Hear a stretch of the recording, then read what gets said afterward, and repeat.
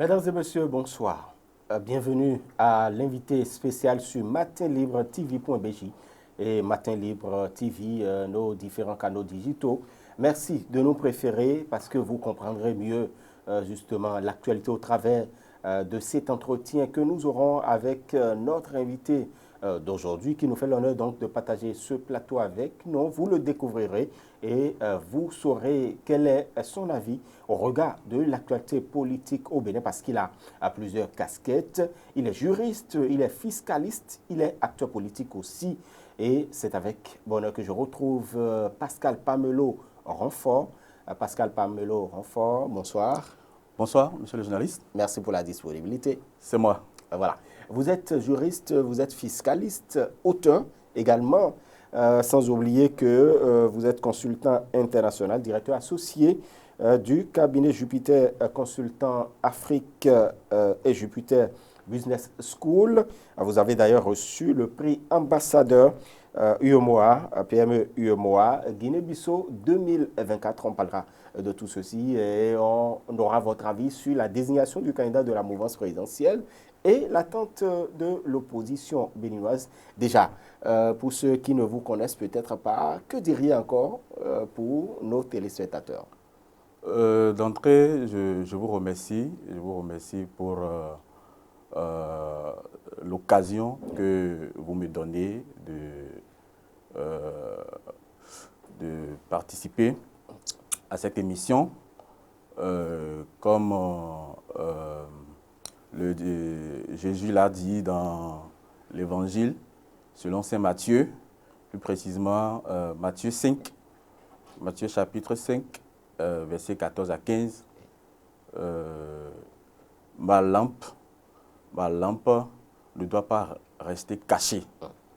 Elle doit être visible. Elle ne doit pas rester cachée sous le boisseau.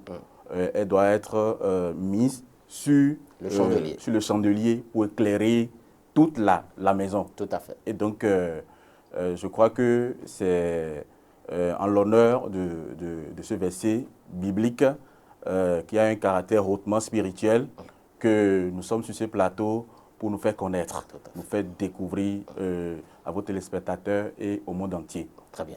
Et juriste fiscaliste, vous faites quoi concrètement? Juriste fiscaliste, nous avons la chance d'être directeur associé d'un cabinet de conseil et de formation professionnelle continue. Et donc, c'est à ce titre que nous essayons quand même de développer des solutions innovantes de structuration juridique, comptable et fiscale au profit des TPME, des PME et des entrepreneurs, des chefs d'entreprise pour les aider quand même à avoir une bonne structuration, à pouvoir monter de bons dossiers de financement pour décrocher les financements adaptés à leur projet. Et donc, c'est un peu ce que nous faisons. Voilà. En tout cas, vous vous intéressez justement à une meilleure gouvernance des entreprises puisque vous avez commis un ouvrage qui traite de la stratégie, de la gouvernance d'entreprise. Voilà. Parlez-nous un peu de cet ouvrage-là. Cet ouvrage, nous l'avons publié en novembre 2023. D'accord. Le titre de l'ouvrage, c'est le guide pratique de création et gouvernance stratégique d'entreprises en Afrique. D'accord. Alors, ce guide, j'en suis l'auteur, mais le préfacier est M. Uepene Herman Nagalo, qui est chevalier de l'Ordre du Mérite du Commerce et de l'Industrie du Burkina Faso. Il est également le secrétaire permanent du Salon des banques et PME de l'UEMOA.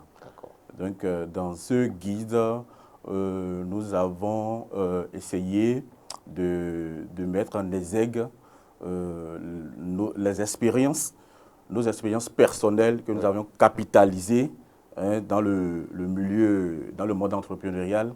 Et nous nous sommes portés également vers des personnes ressources qui ont déjà réussi dans l'entrepreneuriat et nous avons fait du B2B, des consultations B2B avec eux. Ils ont partagé également leurs expériences avec nous et c'est ça que nous avons essayé de consigner dans ce document à travers 15 réflexes et informations que tout porteur de projet d'entreprise doit avoir d'abord avant de créer, voilà, avant de se lancer dans toute activité économique. Très bien. Et donc, des réflexes. Il faut avoir des réflexes, alors. Exactement.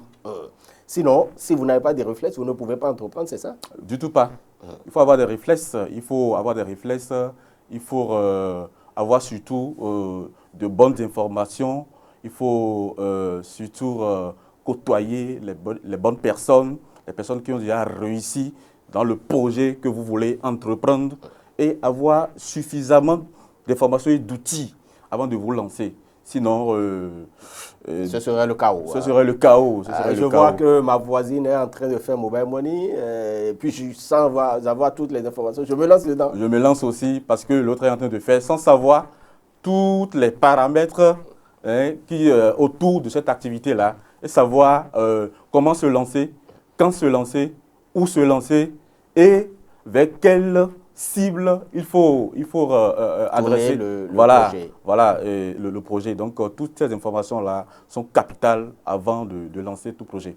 Très bien. En tout cas, donc, on vous recommande cet ouvrage qui vous permettra d'avoir ces réflexes-là, d'avoir des informations, d'avoir toutes sortes de ressources pour pouvoir entreprendre et réussir. Parce que entreprendre, le but final, c'est de réussir. C'est de réussir, bien évidemment. Voilà, très bien. Mesdames et messieurs, merci donc à Jean-Marie Kedolou qui nous permet donc de voir cet ouvrage à l'écran. Pascal Pamelo Renfort, je rappelle que, je rappelais dès longtemps que vous avez reçu tout de même un prix, prix ambassadeur PME UEMOA, Guinée-Bissau 2024. De quoi s'agit-il fondamentalement? Alors, d'abord, quand on parle de Guinée-Bissau 2024, il s'agit de la 10e édition du Salon des banques et PME, dont je viens de citer le secrétaire permanent qui est le préfacier de notre ouvrage. Oui. Alors, donc, c'était à l'occasion de la 10e édition à laquelle nous avions participé d'abord en tant que membre du comité scientifique du Salon, en tant qu'expert et en tant que partenaire. Donc, nous avons participé à ce salon et au regard de nos nombreuses solutions que nous développons, aussi bien sur le plan juridique, sur le plan comptable, fiscal que stratégique, au profit des petites et moyennes entreprises sur le continent africain. Il y a eu sûrement des conditions d'éligibilité au sein du comité d'organisation.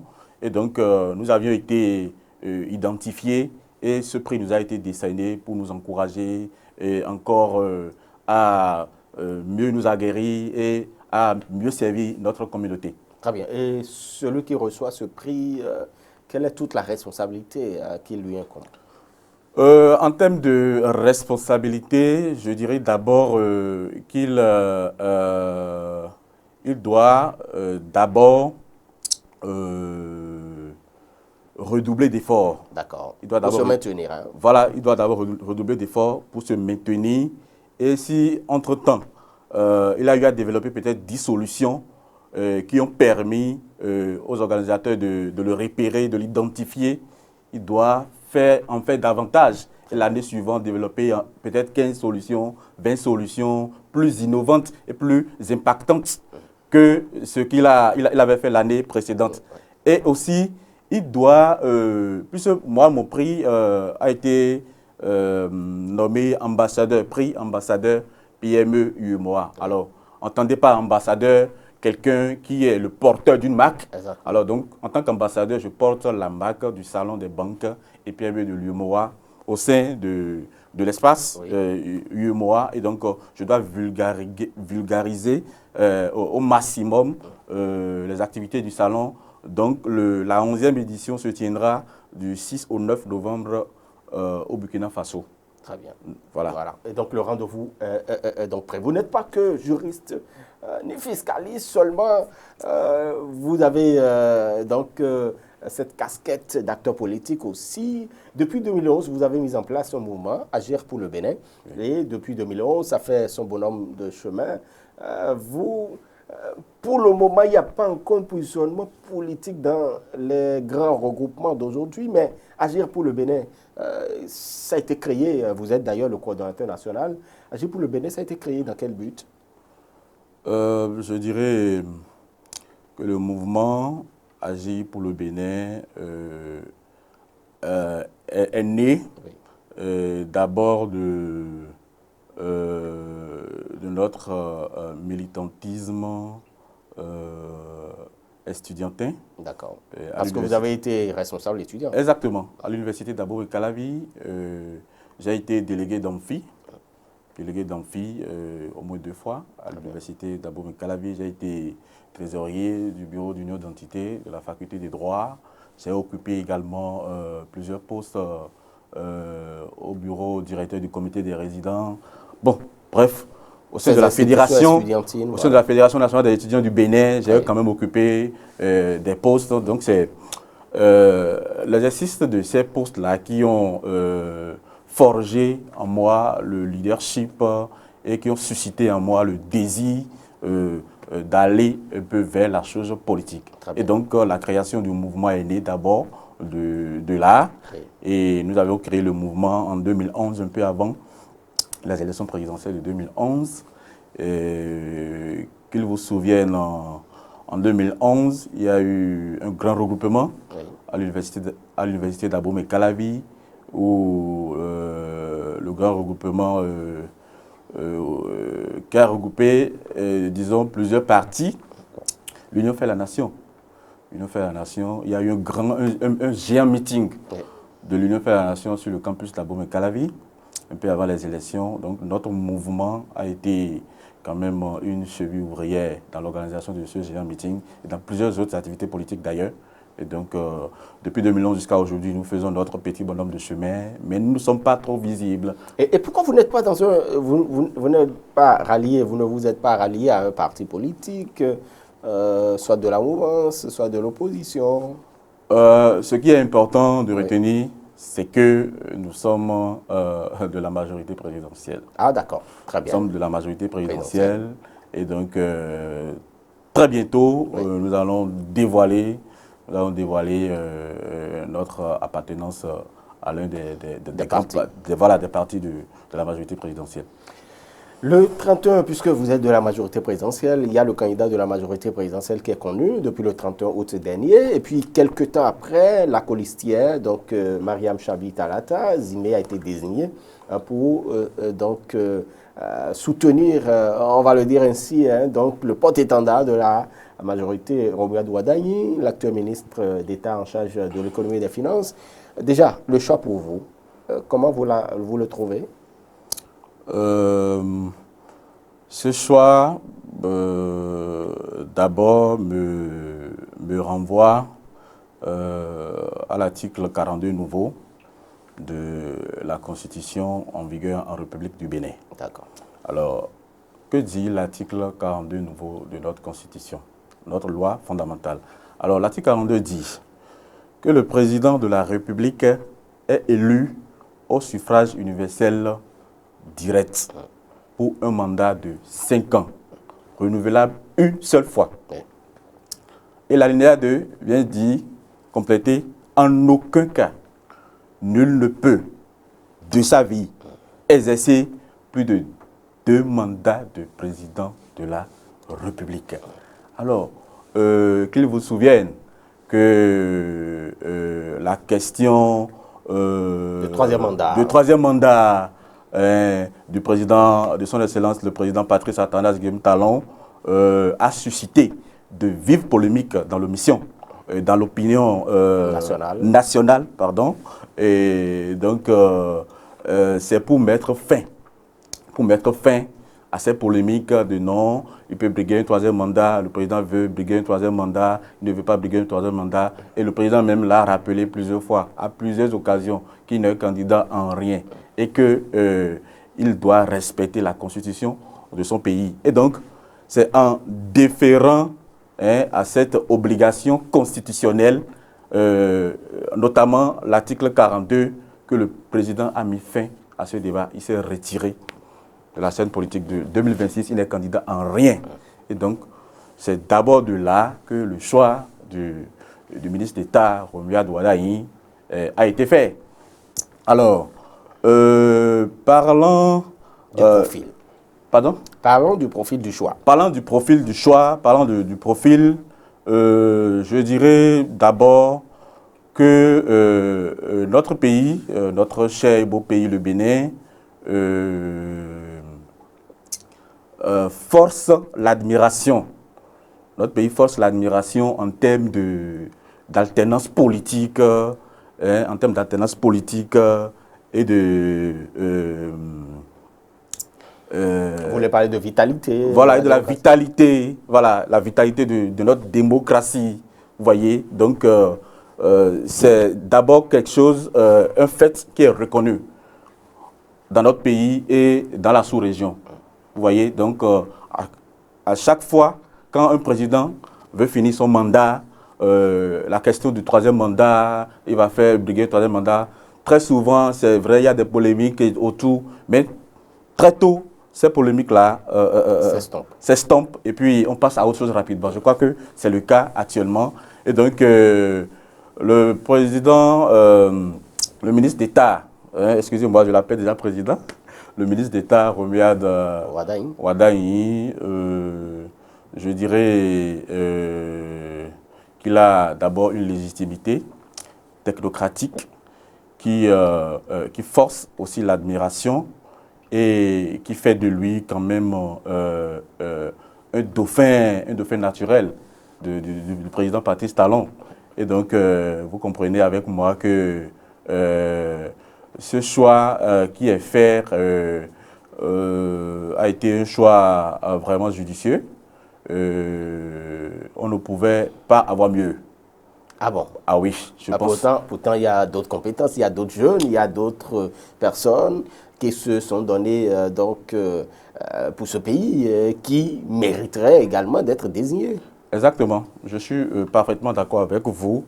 Mais vous voyez, le ministre d'État, Romuald Wardani, est un acteur clé. Un acteur clé et une cheville ouvrière de la gouvernance du président Patrice Talon. Vous voyez, il a eu à réussir des prouesses sur le plan économique, des prouesses sur le plan budgétaire, sur le plan fiscal, etc., à travers des réformes audacieuses et visionnaires qui, nul doute, ont permis à notre pays, le Bénin, de se hisser au rang des grandes nations et de tutoyer le développement. Vous voyez, donc il a déjà ça à son actif.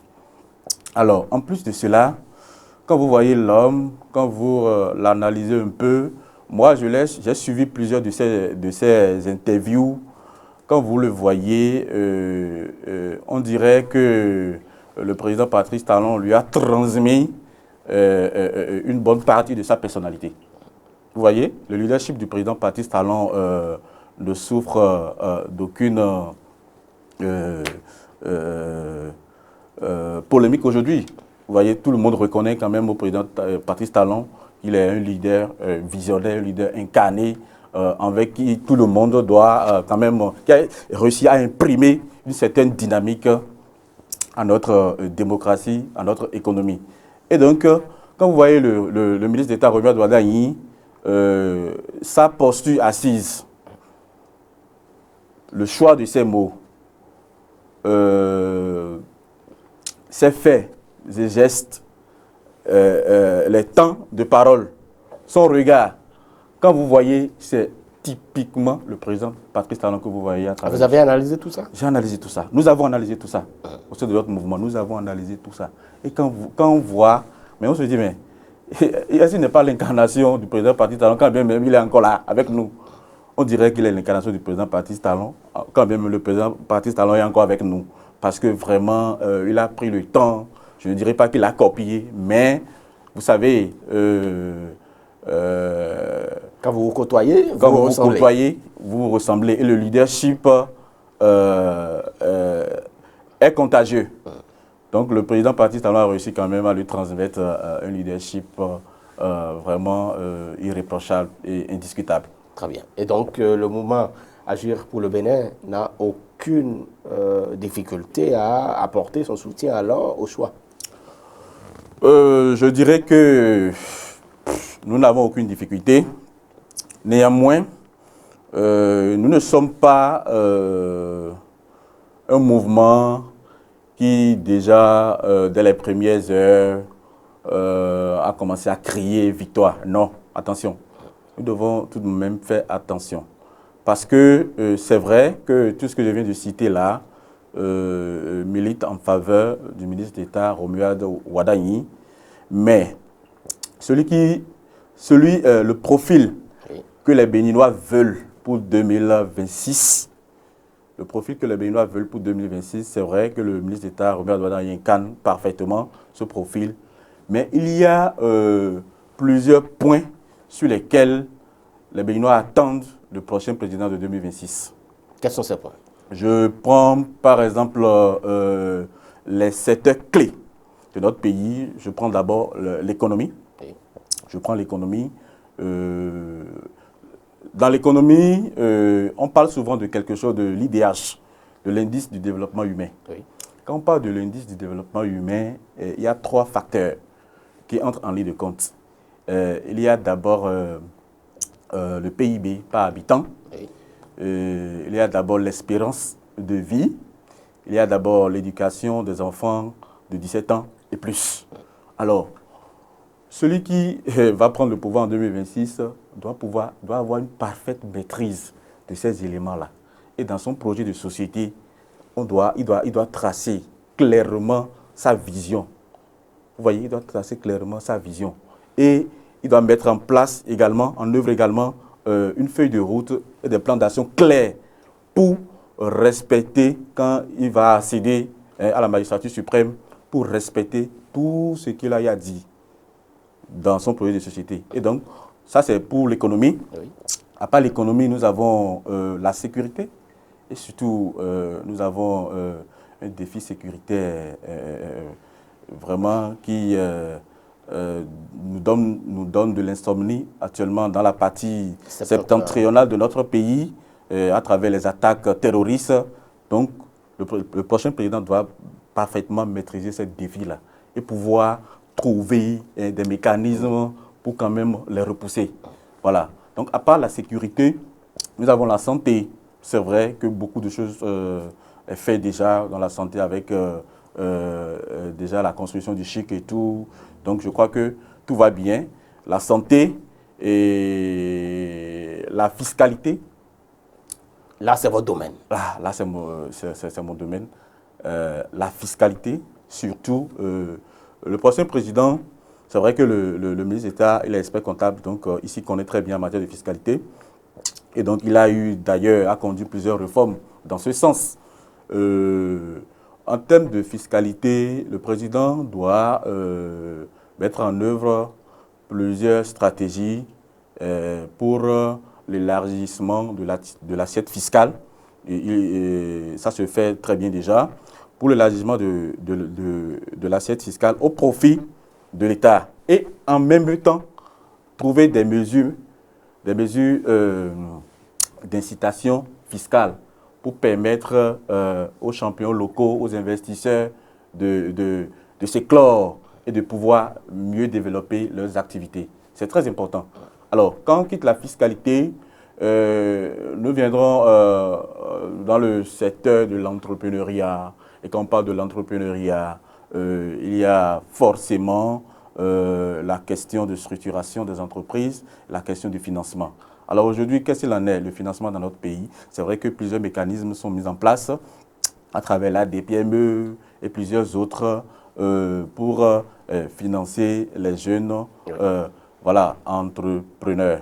Et donc, les institutions financières, comme par exemple les banques, aujourd'hui, quand vous avez votre projet, vous allez les voir avec votre projet et ils vous disent d'accord, ils vont analyser le projet. Alors que le projet, que vous avez initié, il n'y a peut-être pas un spécialiste au sein de la banque qui maîtrise mieux votre projet que vous-même. Alors, sans mieux maîtriser le projet, sans mieux maîtriser les tenants et les aboutissants de votre projet, sans maîtriser tous les risques autour de votre projet, en même temps, il y a le comité de crédit qui siège et qui rejette votre dossier. Alors non, monsieur, vous n'êtes pas éligible. Mais sur quelle base? Il faut qu'il y ait des réformes dans ce sens. Vous voyez? Et aussi, quand nous allons quitter là, il y a également le social. Exactement. Voilà, le social,